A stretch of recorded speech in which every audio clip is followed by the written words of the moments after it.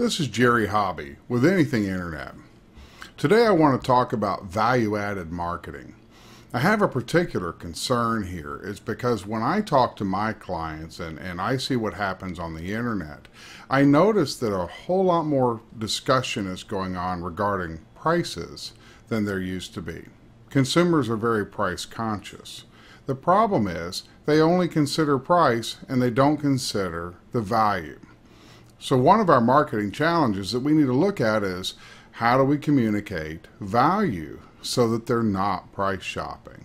And there's sort of a rule that if the first question out of a potential customer's mouth is how much is your whatever, then they're probably only looking for the very best price, and they have no idea that you might actually be a better fit for them or a better value overall. Cheapest is not always the best. The cheapest is the best when both products are the same. But when the products are not the same, then the price may reflect the difference. And this is a real problem in service businesses. When somebody calls up my company, which we do web design and marketing, and they call my company and say, how much is a website? In essence, they're saying, I don't have any idea what websites are supposed to cost or whatever, or how hard they are. I don't know any of this stuff. I just want to know how much money you charge so I can compare you to somebody else. And I hate to answer those questions because there's a difference between 2 or 3 or 4 different websites and a difference between the providers. Well, you may have the same issue too. You might have a service or do a value add, but you're different than the other company, and you have to be able to share that difference to justify the expense. I give an example, and it was a couple of years ago, but I went to Costco and I looked at a television. I looked at the exact same model of television was also at Sam's Club, the other warehouse store here in town. The same TV in both places. There was a $100 price difference. It's exactly the same model. So I should buy the cheaper one, you would think. But then when we looked closer, the warranty included with the cheaper one was 90 days, and the warranty included with the not so cheap one, the $100 more, was like 3 years or something like that. Turns out what happens is Costco was bundling the extended warranty into the price, or it seems as much, and Sam's Club was taking it out and selling the extended warranty separately. Which one to buy? It's up to you what you like to do. But the point is, they were not apples and apples. Even with the exact same model number from 2 different stores, it was not the same deal. There was a different package there.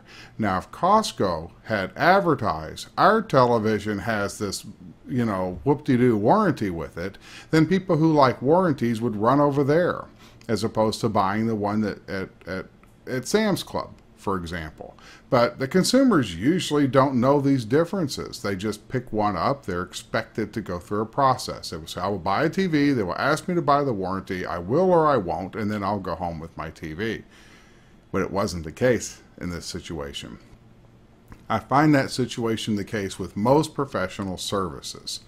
Some service companies have this or that. Other service companies do this or that. Some try harder. Some have more education. Some have staff or that make other things possible or available. And accounting firms, some of them have bookkeepers on staff. Some of them don't.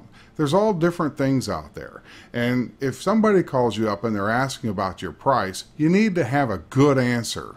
How do you tell them about your value and your benefits without really just throwing a number out there?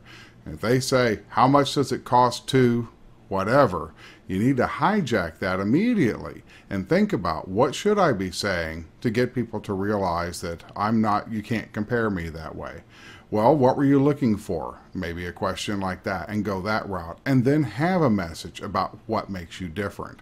Now, when it comes to marketing online, which is our specialty, we've noticed that a lot of people are trying to find the best prices on things online, and commodity pricing is what that means, is assume everything is the same, buy the cheapest one. The commodity pricing model just doesn't work because there's too many competitors.